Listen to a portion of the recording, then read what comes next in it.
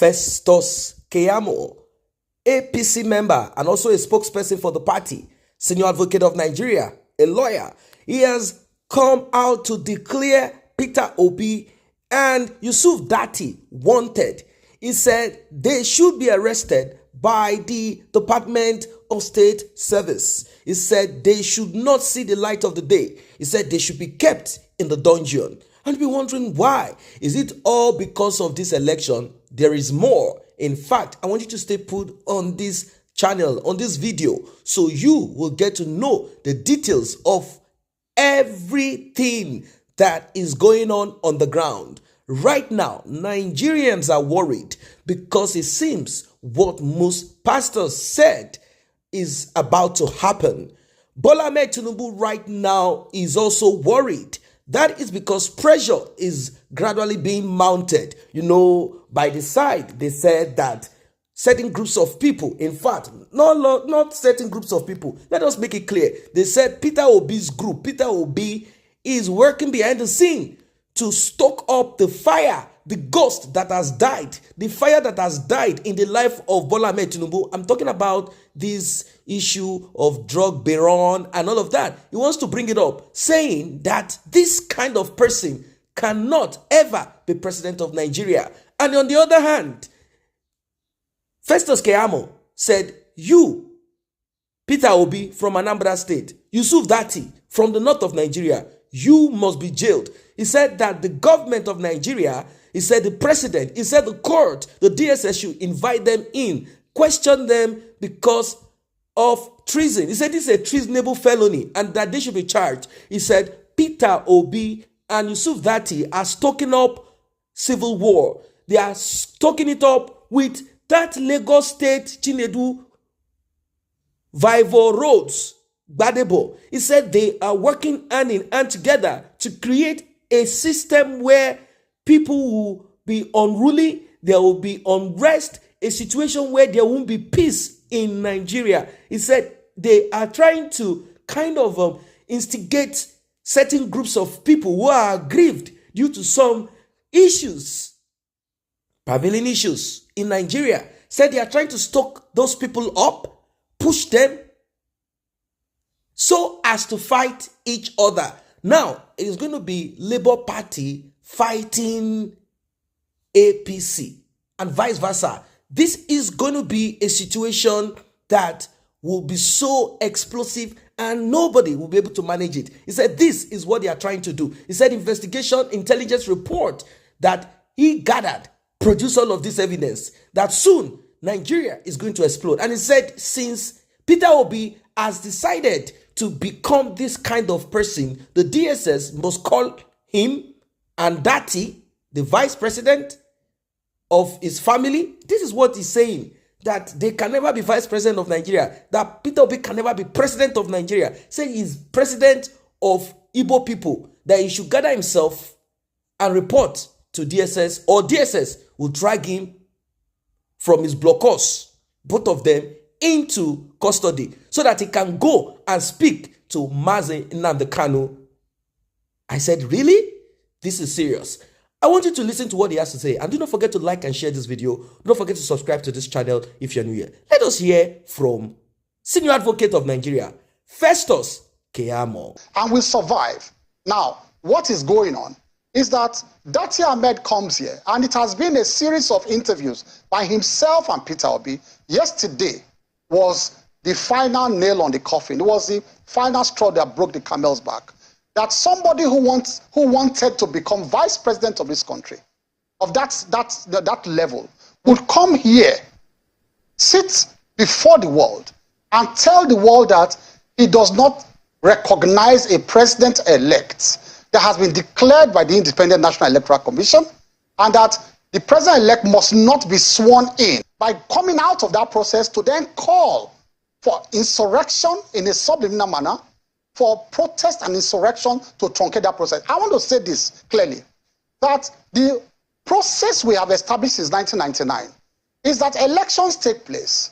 People are sworn into office, but those who have grievances are given the right to continue their grievances, to their, air their grievances in court. And some months into their tenures, if the judgments come in, they are removed from office. So there's nothing so serious that he came to raise here yesterday about swearing in somebody who has been given a certificate of return. Himself, Babat Datti Ahmed, himself, was removed from office twice. He stole people's mandates. You were asking him yesterday. Institutions must function. How can someone who is a participant in the process now arrogates on himself the right to be the judge and the jury and the accuser, and you are a participant in the process? In fact, yesterday I heard one of the strangest sentences I've heard as a lawyer.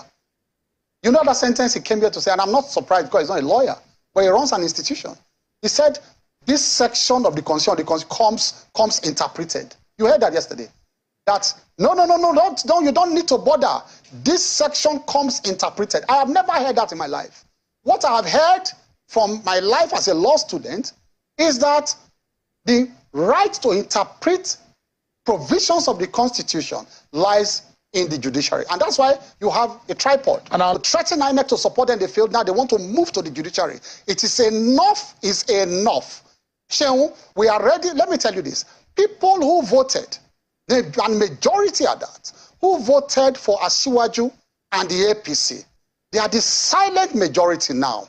And so if they think they want to push this country towards NSAS, where it was citizens, NSAS was a situation where citizens were dissatisfied with a policy of government, an institution of government called NSAS.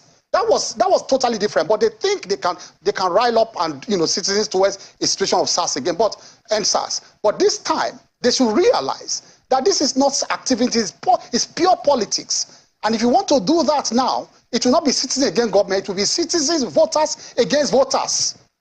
People who voted for the ruling party. You imagine that the mandate of your candidate and for your party is it popular? So I will ask you this question, a rhetoric question again. No, I'm not supposed to answer it. I'm supposed to be asking. No, it's a rhetoric question that I'll use to answer you.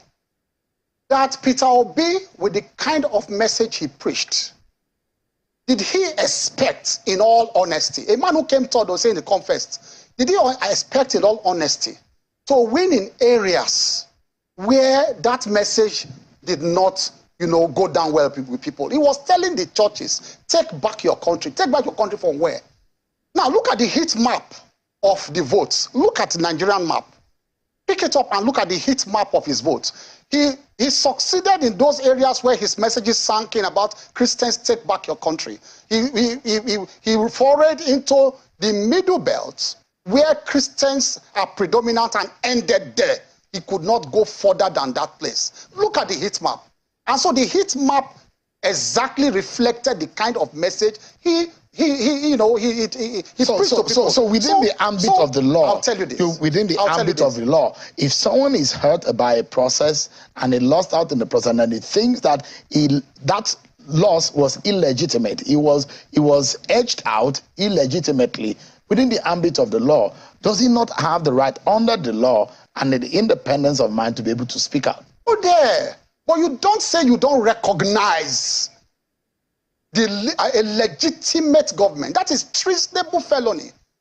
What Peter Obi and Datti Ahmed are doing is treasonable felony, and we must draw the line for them now. That is your interpretation. No, it is not. It is when it is the courts to when you don't recognize a legitimate government that has gone through the process and it is legitimate, and you say you don't recognize it, you want to live your own life, it is treason.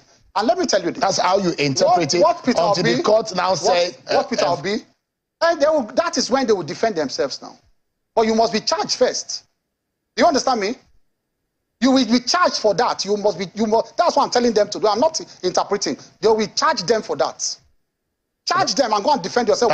Why you are calling on people to protest? That's the remit of the states to do. Yes, that's what I'm saying. That's why I've submitted myself to process. Have I not? Did I come here to say I will go and arrest them physically? I'm a senior lawyer. I've instituted the process. I have started the process. And you see, what they are doing, let me tell you, they are living in a bubble of their own. Peter Obi, Datti, and his supporters, I'm saying this on air, they are living in their own bubble. They are not hearing the other voices of Nigerians who are saying, we hate your bigotry. We are not buying your message of Christian votes. We are not buying your tribalism. They are not hearing those voices. There are voices in this country. Say, oh, no, hold on. There are voices in this country saying we don't like those messages. But they are not hearing those voices. They are living in a bubble of their own. And they will hear those voices very soon if they continue with this nonsense they are doing. Right. As from now on, it's going to be propaganda against propaganda, word for word. We will meet them everywhere because Asiwaju has a mandate he will defend. And we're prepared to defend that mandate. Trouble is about to happen. This is just exactly the picture of things right now. According to APC, according to Festus Keyamo, what he's saying is this: Peter Obi wants to kind of tap into the emotions of people. He wants to manipulate the people. He wants to kind of rival some kind of chaos in Nigeria, using the NSARS, using Christians and Igbos. That's just what he's saying. He said he wants to create a situation whereby people will just begin to riot against what they have been angry about. Not forget that an average Nigerian is angry about one thing or the other. And of course, they have the right to be angry. This is what they are saying. And they said that they have their own people too, because this eventually will not be Peter Obi's family versus Bola Ahmed Tinubu's family fighting. No, they have their children abroad. It will be APC hungry youth, disenfranchised youth, Labour Party hungry, disenfranchised youth, facing off, fighting each other, attacking each other, like what happened during the NSAS protest. That's just the simple answers, simple arithmetic, simple observation. Tinubu is not going to suffer. He's not going to be hurt. Maybe he might have issues becoming sworn in, and maybe after the unrest, he might get back. We don't know if it doesn't resort to a civil war. Peter Obi and his children will not be hurt. Peter Obi will simply take the first flight down to Canada, UK, or any of these countries. Relax there and keep telling people, take back your country, take back your country. And majority of the stars or people who they use, who somehow quickly know what to do, they already have foreign citizenship or even have a resident there. That is what he's trying to say. But are we going to continue? That is it. Are we going to continue in ignorance? And people are even worried. They are not even too sure again. If Peter Obi steps in, how are we sure he's going to do the right thing? Because this thing is now in the hand of the president. It is not in the constitution. We don't have a synchronous system. We don't have a strong judiciary. Everything has been oppressed, pressed down by the president. This has always been the style, the way things are done in Nigeria. So people are not too sure. They're only hoping. If Peter Obi steps in there, is he going to do the right thing? How are we going to continue in this? What's going to happen? If Bola Ahmed Tinubu steps in there, are we going to have a better Nigeria? What's going on? People don't really know. But what is on right now is this stoking up of people's emotion, pain, anger that has been there, not created by Bola Ahmed Tinubu alone, but by several institutions, government institutions. A lot of things have happened over time that has created what we have right now. How do we come about this new change? What needs to be done? Is it rioting?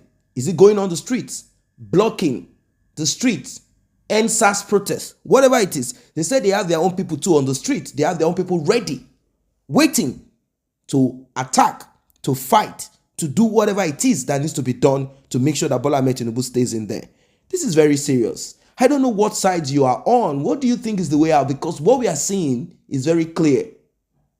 When riot begins and you claim that you want to take back your country, I don't know from who you want to take it from, because those that you want to take it off from will disappear out of Nigeria, relax somewhere.